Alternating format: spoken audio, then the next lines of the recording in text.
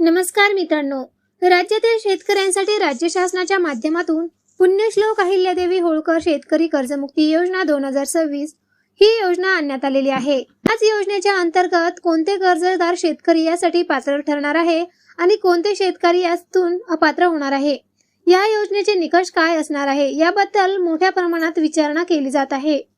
याच्या संदर्भातील निकष आजच्या या व्हिडिओच्या माध्यमातून आपण जाणून घेणार आहोत। त्यापूर्वी तुम्ही जर या चॅनलवर नवीन आला असाल तर चॅनल सबस्क्राइब करा। कर्जमाफीमध्ये हंगामी पीक कर्ज व किसान क्रेडिट कार्डद्वारे दिलेली जी काही पीक कर्ज आहेत, अशी सर्व अल्पमुदतीची पीक कर्ज याच्यामध्ये समाविष्ट केली जाणार आहेत। याच्यामध्ये सोने तारणावरती दिलेले पीक कर्जाचा समाविष्ट केला जाणार नाही। याच्यामध्ये पुनर्गठित आणि फेर पुनर्गठित कर्ज देखील समाविष्ट केले जाणार आहे। तर जी अल्पमुदत पीक कर्ज मुदत संपल्यानंतर आणि त्याचं फेर पुनर्गठन किंवा पुनर्गठन करून मध्यम मुदत कर्जामध्ये रूपांतर केलेली अशी कर्ज सुद्धा या कर्जमाफीसाठी पात्र असणार आहेत।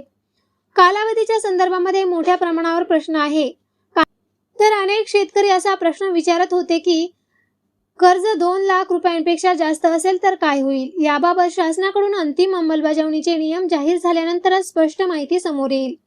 त्यामुळे कोणत्याही या फंडवर विश्वास ठेवू नका। अधिकृत शासन निर्णय आल्यानंतरच अंतिम पात्रता निश्चित होणार आहे। तसेच अनेक शेतकरी विचारतात की एकापेक्षा जास्त बँकांमध्ये कर्ज असेल तर काय करायचे, किंवा संयुक्त खातेदार असल्यास लाभ मिळेल का। अशा सर्व बाबींसाठी शासनाकडून स्वतंत्र मार्गदर्शक सूचना जारी केल्या जाण्याची शक्यता असते। त्यामुळे बँकेशी संपर्क ठेवा आणि आवश्यक कागदपत्रे पूर्णपणे व्यवस्थित करून ठेवा। तसेच ई-केवायसी आणि आधार लिंकिंग बाबतही सावध राहणे गरजेचे आहे। अनेक योजनांमध्ये लाभ मिळण्यासाठी आधार क्रमांक, बँक खाते आणि मोबाईल क्रमांक अपडेट करणे आवश्यक असते। त्यामुळे आपल्या बँकेमध्ये जाऊन सर्व माहिती योग्य आहे का याची खात्री करून घ्या। याशिवाय कर्जमाफीच्या लाभार्थी यादी प्रसिद्ध झाल्यानंतर त्यामध्ये नाव तपासणे अत्यंत महत्त्वाचे ठरेल। जर तुमचे नाव यादीमध्ये नसेल आणि तुम्हाला वाटत असेल की तुम्ही पात्र आहात, तर शासनाने दिलेल्या प्रक्रियेनुसार हरकत किंवा तक्रार नोंदवण्याची संधी सुद्धा तुम्हाला मिळू शकते।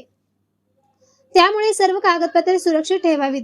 मित्रांनो, सोशल मीडियावर दररोज कर्जमाफीबाबत अनेक संदेश व्हायरल होत आहेत, पण प्रत्येक संदेश खरा असेलच असे नाही। त्यामुळे फक्त शासन संबंधित बँक आणि अधिकृत गोष्टींवरच विश्वास ठेवणे गरजेचे आहे।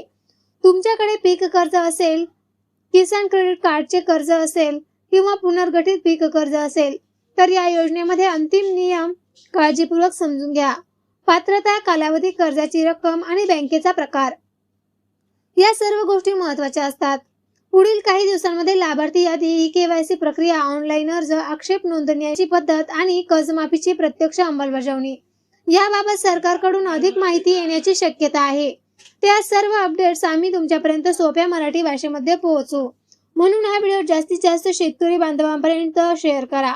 तुमच्या गावातील इतर शेतकऱ्यांनाही ही माहिती नक्की शेअर करा, जेणेकरून कोणताही पात्र शेतकरी माहिती अभावी लाभापासून वंचित राहणार नाही। चला तर भेटूया नवीन व्हिडिओमध्ये नवीन अपडेट्ससह।